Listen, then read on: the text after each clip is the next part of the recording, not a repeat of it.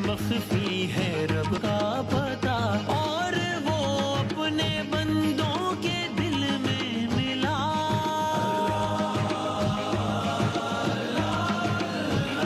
یعنی ان کی خوشی میں ہے اس کی۔ بسم اللہ الرحمن الرحیم۔ رب اشرح لی صدری ویسر لی امری واحلل عقدۃ من لسانی یفقہوا قولی۔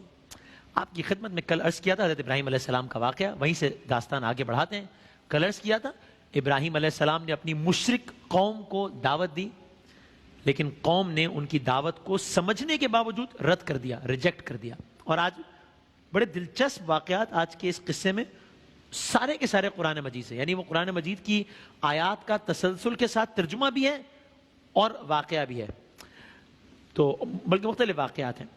تو آج کا یہ جو سیگمنٹ ہے ایک نبی کے بھی واقعات ہیں اور قرآن میں درج واقعات بھی ہیں، قصص الانبیاء بھی ہے، قصص القرآن بھی ہے۔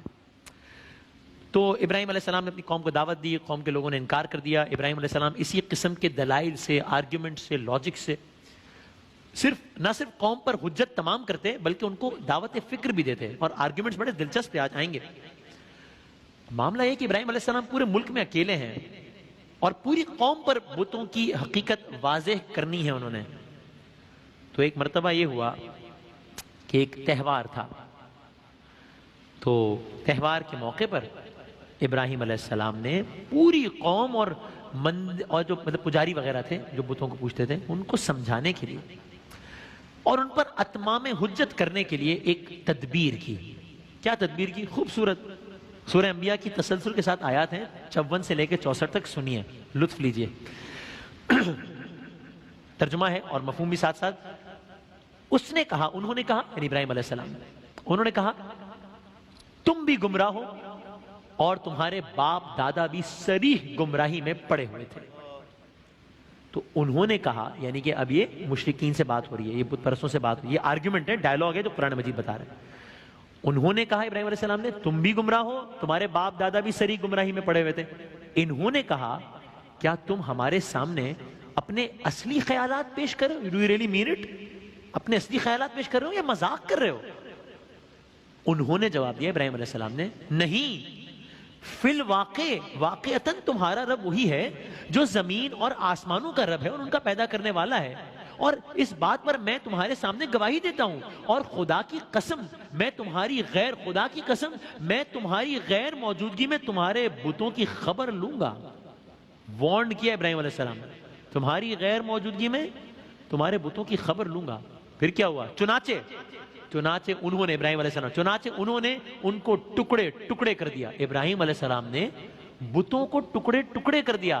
قرآن کہہ رہا ہے چنانچہ انہوں نے بتوں کو ٹکڑے ٹکڑے کر دیا، اور صرف ان کے بڑے کو، جو سب سے بڑا بت ہے ان کے بڑے کو چھوڑ دیا۔ کیوں؟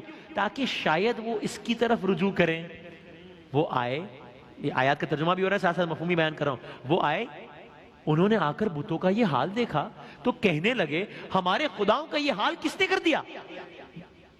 اپنے طور پر بولے یہ تو بڑا ہی ظلم ہوا۔ اب یہ سب سوچ رہے ہیں کہ یہ کیا ہوا، ہمارے خداؤں کا یہ حال کس نے کر دیا، سارے بت کس نے توڑ دیے، ایک بت کس نے چھوڑ دیا، یہ کیا ہو رہا ہے، بڑا ہی ظلم ہوا۔ بعض لوگ بولے، کیونکہ ابراہیم علیہ السلام کہہ چکے تھے خدا کی قسم تمہاری غیر موجودگی میں بتوں کا بعض لوگ بولے ہم نے ایک نوجوان کو اس کا ذکر کرتے سنا تھا، نام اس کا ابراہیم ہے۔ انہوں نے کہا، یعنی کہ باقی لوگوں نے، انہوں نے کہا تو پکڑ کر لاؤ اسے، تاکہ سب کے سامنے اسے پکڑ کر لاؤ تاکہ لوگ دیکھ لیں کہ اس کی کیسی خبر لی جاتی ہے۔ پھر ابراہیم علیہ السلام کو لایا گیا، پکڑ کر لایا گیا۔ ابراہیم علیہ السلام کے آنے پر، جب وہ آئے ابراہیم علیہ السلام کے آنے پر، انہوں نے، مشرکین نے، بت پرستوں نے پوچھا کیوں ابراہیم تم نے ہمارے خداؤں کے ساتھ یہ حرکت کی ہے؟ آپ نے حرکت کی ہمارے خداؤں کے، ظاہر اپنے انداز میں بات کر رہے تھے۔ انہوں نے جواب دیا، ابراہیم علیہ السلام کا جواب، انہوں نے جواب دیا یہ سب کچھ ان کے اس سردار نے کیا ہے، سارے بتوں کو توڑ دیا تھا، سب سے بڑے بت کو چھوڑ دیا تھا۔ تو اب قرآن کے الفاظ میں کہ جب انہوں نے ابراہیم علیہ السلام کے آنے پر پوچھا کیوں ابراہیم آپ نے ہمارے خداؤں کے ساتھ یہ حرکت کی ہے، انہوں نے جواب دیا یہ سب کچھ ان کے اس سردار نے کیا ہے، انہی سے پوچھ لو اگر یہ بولتے ہیں، انہی سے پوچھ لو، انہی سے پوچھ لو اگر یہ بولتے ہیں۔ یہ سن کر اب اللہ اکبر، آیا سنیے، یہ سن کر وہ لوگ بت پرست. یہ سن کر وہ لوگ اپنے ضمیر کی طرف پلٹے. قرآن کے الفاظ ہیں. یہ سن کر وہ لوگ اپنے ضمیر کی طرف پلٹے اور اپنے دلوں میں کہنے لگے واقعی تم خود ہی ظالم ہو. مگر اب دیکھیں کس طریقے سے شیطان پھر پہلے خود سیلف ریئلائزیشن ہو گئی. یہ بات تو بالکل ٹھیک ہے, بڑی لاجیکل بات ہے. یہ سن کر وہ لوگ اپنے ضمیر کی طرف پلٹے, دلوں میں کہنے لگے واقعی تم خود ہی ظالم ہو. مگر پھر ان کی مت پلٹ گئی اور ابراہیم علیہ السلام سے کہنے لگے اور بولے تم جانتے نہیں ہو کہ یہ بولتے نہیں ہیں. تو پھر ابراہیم علیہ السلام سے کہہ رہے ہیں کہ جب انہوں نے کہا اس سے پوچھ لو, اگر یہ بولتے ہیں ان سے پوچھ لو کہ کس نے کیا یہ, تو پھر ان کی مت پلٹ گئی. بولے تم جانتے نہیں ہو کہ یہ بولتے نہیں ہیں. ابراہیم علیہ السلام نے کہا پھر کیا تم اللہ کو چھوڑ کر ان چیزوں کو پوج رہے ہو جو نہ تمہیں نفع پہنچانے پر قادر ہیں نہ تمہیں نقصان پہنچا سکتے ہیں. تف ہے تم پر اور تمہارے ان معبودوں پر جن کی تم اللہ کو چھوڑ کر پوجا کر رہے ہو. کیا تم کچھ بھی عقل نہیں رکھتے؟ انہوں نے اب یہ ابراہیم علیہ السلام نے کھل کر بات کر, اپنا نیریٹو دے دیا ہے, کھل کر بات کر لیا. ریاکشن اگین, یہ آیات کا سلسلہ جاری ہے. انہوں نے کہا, قوم نے, انہوں نے کہا جلا ڈالو اس کو اور حمایت کرو اپنے خداؤں کی اگر تمہیں کچھ کرنا ہے.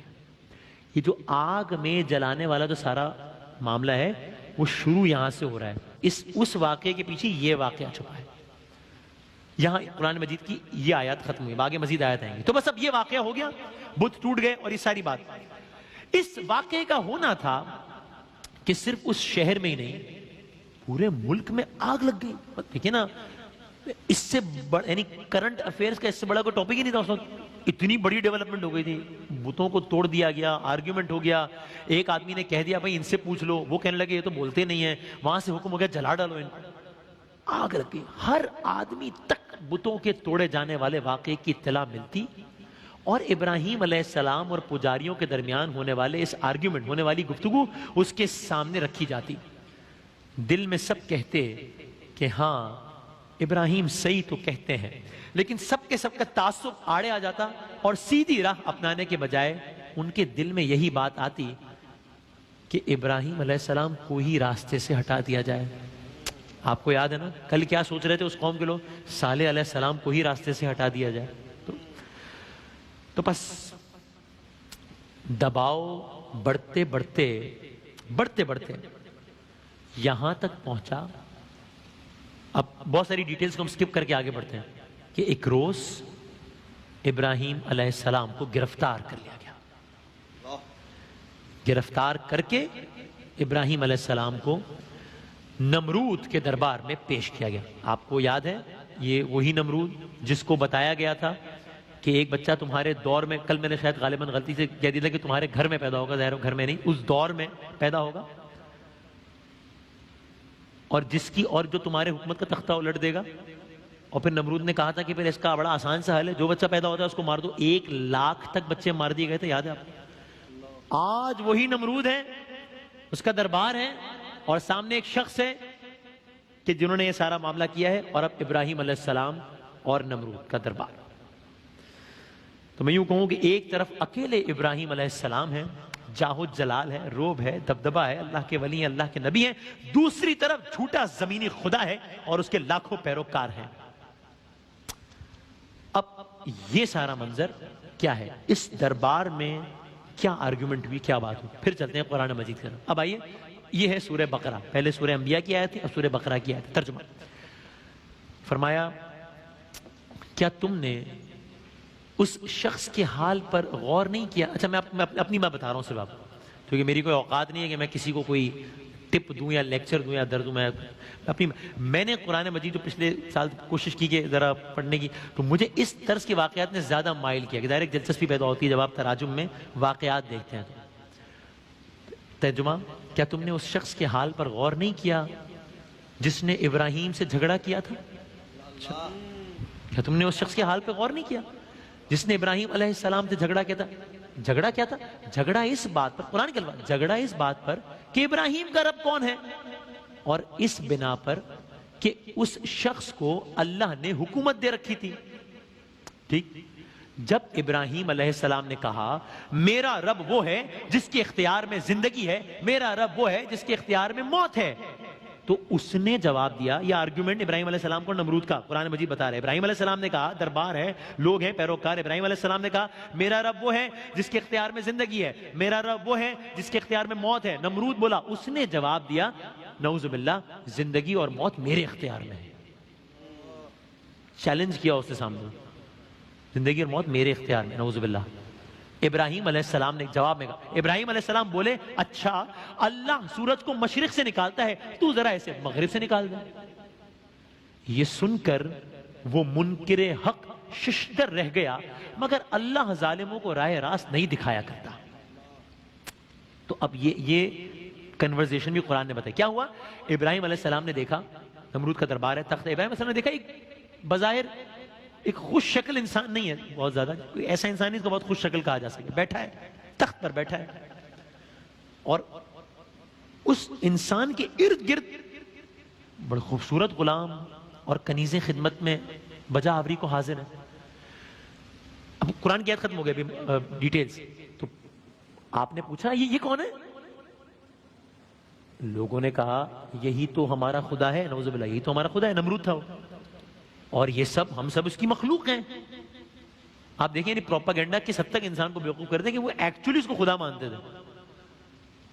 فرمایا بھلا یہ کیسے خدا؟ اب آپ ذہن میں رکھیے ابراہیم علیہ السلام کا طریقہ کار کہ وہ ہر بات کو لاجیکلی پہلے ایک آرگیومنٹ دیتے ہیں, پھر وہ آرگیومنٹ کس طرح غلط ثابت ہوتا ہے. جس طرح پہلے کہا تھا کہ ہاں سورج ہی خدا ہے, پھر غلط ثابت کیا اس آرگیومنٹ. تو بولے کہ یہ کیسے خدا ہو سکتا ہے جو اپنے آپ کو اپنی مخلوق سے بہتر نہیں بنا سکا؟ یہ تو اتنا خوش شکل نہیں, اس سے زیادہ خوش شکل تو باقی لوگ ہیں. یہ کیسے خدا؟ یہ تو کامل ہی نہیں ہوا بھائی. یہ کیسے خدا جو اپنے آپ کو اپنی مخلوق سے بہتر نہیں بنا سکا؟ اللہ کے خلیل نے نمرود کی آنکھوں میں آنکھیں ڈال کر فرمایا تو خدا نہیں ہے, بلکہ خدا وہ ہے جو زندگی دیتا ہے اور موت دیتا ہے. اب آپ اس کوڑ مغز کا اندازہ کریں کہ خدا بنا بیٹھا ہے اور ابراہیم علیہ السلام کی بات کو نہیں سمجھ پا رہا. انہوں نے تو یہ فرمایا تھا نا کہ میرا رب زندہ کو موت بھیج کر مارتا ہے اور بچے کو ماں کے شکم میں زندگی عطا کرتا ہے. ابراہیم علیہ السلام کہہ رہے ہیں نمرود کے دربار میں, وہ اس بات کو سمجھ نہیں رہا کہ کل تک بتایا تو تھا کہ ایک بچہ آئے گا جو آ کے تیرے تخت کو اڑا دے گا. اس نے اپنے قید خان, اب آپ سوچئے اگلا ایکٹ دیکھیے نمرود کا. وہ اپنے طور پر logic versus logic, argument versus argument. کیا ہوا؟ ابراہیم علیہ السلام نے کہا میرا رب وہ ہے جو زندگی دیتا ہے, حیات دیتا ہے, زندگی دیتا ہے, موت دیتا ہے. اس نے کہا نہیں, میں زندگی دیتا ہوں, موت دیتا ہوں. یا تو آپ نے قرآن کے الفاظ. اب کیا ہوا؟ اس نے اپنے قید خانے سے 2 لوگ بلوائے. نمرود نے 2 لوگ قید سے بلائے. ایک وہ تھا کہ جس کو سزائے موت کا حکم ہو چکا تھا. اس نے کہا کہ اس کو سزائے موت ہو چکی ہے نا, یعنی اس نے مر جانا ہے نا, چلو میں اسے بری کر دوں, میں اس کو رہا کروں, زندگی دے دی میں نے. اور دوسرا وہ تھا جس کی بریت کا حکم ہو چکا تھا, اس کی رہائی کا حکم ہو چکا تھا, یعنی زندگی تھی نا. اس نے کہا اچھا اس کا سر قلم کر, موت دے دی میں نے. میں کہہ رہا تھا زندگی موت میں دیتا ہوں, دے دی سامنے مثال. اللہ کے نبی نے جب اس کوڑ مغز کا یہ بھونڈا استدلال سنا تو پھر اب یہ قرآن کی آیات کی تفصیل تو اپنی بات جاری رکھتے ہوئے اس وقت انہوں نے فرمایا میرا خدا سورج کو روزانہ مشرق سے نکالتا ہے, اگر تو خدا ہے کسی دن مغرب سے نکال کر دکھا دے.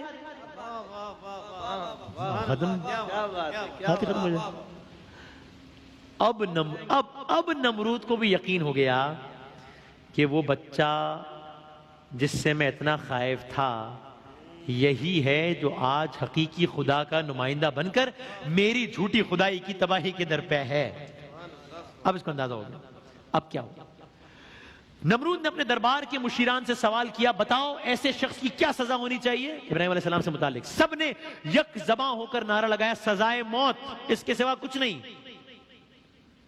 دربار ہے, ابراہیم علیہ السلام بظاہر اکیلے ہیں, نہ کوئی سفارشی ہے, نہ کوئی وکیل ہے, نہ کوئی اپیل ہے. ہاں دلیل ہے, دلیل سے بات ہو رہی ہے. بس سزائے موت سن کر سپاہیوں کے ہمراہ ابراہیم علیہ السلام کو جیل خانے کی طرف لے جایا گیا.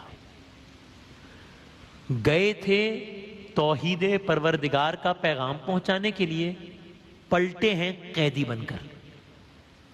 مگر چہرہ اشاد بشاش, مگر طبیعت مطمئن. ایک سپاہی نے پوچھ لیا اے ابراہیم آپ کو سزائے موت سنائی گئی, آپ مسکرا رہے ہیں. فرمایا اس شخص نے موت کا حکم سنایا ہے جس کے اختیار میں موت ہے ہی نہیں, اس کے اختیار میں ہی نہیں موت, تو پھر کیسا غم. میرا خدا وہ ہے جس کے قبضہ قدرت میں موت و حیات ہے, وہ اگر موت دے دے کوئی ٹال نہیں سکتا, وہ زندگی بخش دے کوئی گھٹا نہیں سکتا. یہ ایمان. اب ابراہیم علیہ السلام قید خانے میں وقت گزار رہے ہیں. یہاں قید خانے میں ایک ایک دن گزر رہا ہے, اور وہاں پورے ملک میں دوسرا عالم ہے. کیا پورے ملک میں ابراہیم علیہ السلام کو سزا کے طور پر جلانے کے لیے ایک زمینی آگ کی تیاری شروع ہو گئی ہے.